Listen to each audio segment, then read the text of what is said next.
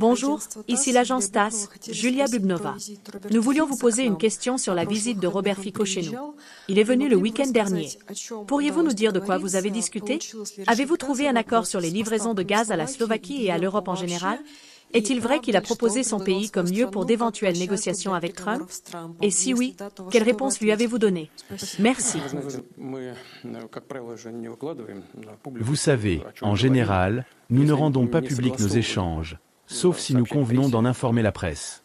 Mais je pense que M. Fico ne m'en voudra pas.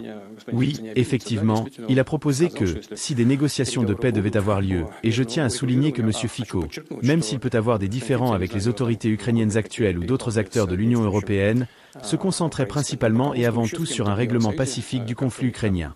C'est cela qu'il soutient fermement, et c'est là-dessus qu'il a mis l'accent. Je ne sais donc pas quelle critique pourrait lui être adressée, mais il a insisté précisément sur cet objectif.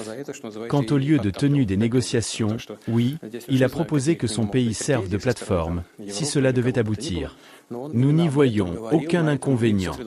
Pourquoi pas? La Slovaquie adopte une position que nous considérons comme neutre, et cela nous convient tout à fait. En ce qui concerne les accords dans le domaine énergétique, nous avons toujours soutenu les livraisons et plaidé pour la dépolitisation des questions économiques. Nous n'avons jamais refusé de livrer du gaz à l'Europe, n'est-ce pas? Combien de fois l'ai-je déjà dit, et je peux le répéter, la Pologne a fermé le trajet via son territoire. Pourtant, ce gazoduc fonctionne toujours, personne ne l'a endommagé, il n'y a pas eu d'explosion. Il suffit d'appuyer sur un bouton, et le gaz circule à nouveau sur le territoire polonais. Ce gazoduc s'appelle Yamal Europe et traverse précisément la Pologne. Veuillez activer un autre itinéraire demain. Nous livrerons via un autre trajet à travers le territoire ukrainien. La guerre reste la guerre, mais nous avons livré régulièrement, payé les frais de transit, et continuons d'ailleurs à payer jusqu'à maintenant.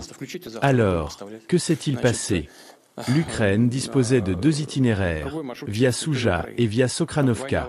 Sokranovka, en particulier, est passé sous le contrôle de nos forces armées, et tout a fonctionné sans problème pendant environ 6 mois, voire plus. Pendant ce temps, les spécialistes ukrainiens continuaient de travailler sur ce point de passage. Ils n'étaient ni inquiétés ni dérangés, et tout se déroulait normalement. Puis, pour une raison ou une autre, quelqu'un à Kiev a décidé de fermer cet itinéraire, sous prétexte qu'il était sous le contrôle des forces russes. Mais pourquoi cela a-t-il été décidé 6 mois après le début de cette situation? Avant cela, tout fonctionnait bien. Il doit donc y avoir d'autres raisons que je ne comprends pas. Actuellement, il ne reste que l'itinéraire via Souja, qui se trouve dans une zone de combat et sous contrôle ukrainien. Malgré cela, nous continuons de livrer 14 millions de mètres cubes de gaz par jour. Cependant, ils ont annoncé qu'ils ne prolongeraient pas le contrat de transit. Ce n'est pas nous qui avons refusé ou mis fin au contrat, ce sont eux qui ont refusé de le prolonger. Ils ne veulent pas prolonger? Très bien, c'est leur choix. Mais dans le même temps, ils mordent la main de l'Europe, celle-là même qui les soutient financièrement et militairement. Sans ce soutien européen, l'Ukraine ne pourrait pas seulement mener une guerre, mais même exister. Maintenant, en refusant de renouveler ce contrat, ils punissent également l'Europe, ce qui aggrave encore une situation déjà tendue. Le prix du gaz a déjà grimpé à près de 5 cents pour 1000 mètres cubes. Et maintenant, alors que nous discutons, il n'y a plus de contrat. Même si quelqu'un voulait en conclure un nouveau, cela prendrait 3 ou 4 jours, ce qui est impossible à l'heure actuelle. Par conséquent, les prix du gaz augmenteront encore. Mais ce n'est pas de notre fait. C'est leur politique qui en est responsable. Le problème, c'est qu'ils ont soudainement réalisé que leur décision posait un problème pour eux-mêmes. Cela les a conduits à s'agiter. Cette agitation s'est traduite par des appels à divers pays, Hongrie, Slovaquie, Turquie, Azerbaïdjan, pour leur demander de conclure un contrat de transit avec nous pour le gaz passant par l'Ukraine. Leur proposition est que Gazprom gère les livraisons jusqu'à la frontière ukrainienne, mais que la gestion sur le territoire ukrainien soit confiée à une autre structure, avec laquelle ils concluraient un contrat. Une fois le gaz en Europe, Gazprom reprendrait sa gestion avec ses partenaires européens. Cependant, il y a un problème majeur. Gazprom a des contrats à long terme en cours, jusqu'en 2035 et même 2049 pour certains.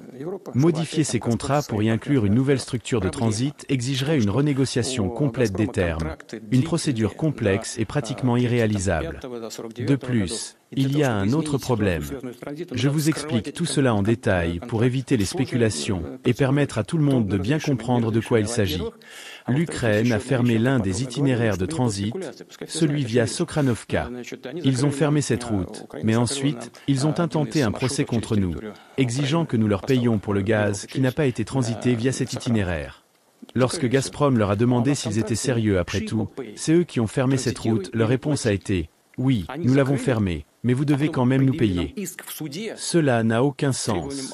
Et maintenant, ils veulent que d'autres pays prennent en charge le transit à leur place, mais ils refusent de retirer leur plainte déposée auprès du tribunal arbitral.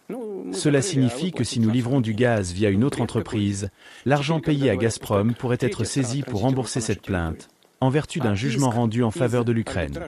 C'est absurde. Nous avons dit que nous continuerons de livrer, que ce soit via une entreprise azerbaïdjanaise, turque, hongroise ou slovaque, mais qu'ils devaient d'abord retirer leur plainte. Sinon, cela n'a aucun sens. Ils ont refusé de retirer la plainte. Très bien, qu'ils vivent sans notre gaz.